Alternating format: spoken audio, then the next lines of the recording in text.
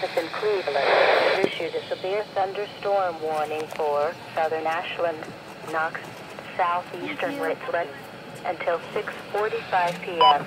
At 5:51 p.m., National Weather Service Doppler radar indicated a severe thunderstorm capable of producing quarter-size hail and damaging winds in excess of 60 miles an hour.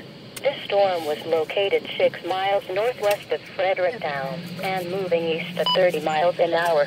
Locations impacted include Mount Vernon, Fredericktown, Lexington, Belleville, Bamier, Danville, Loudonville, Hayesville. This is a dangerous storm. Seek shelter inside now and stay away from windows.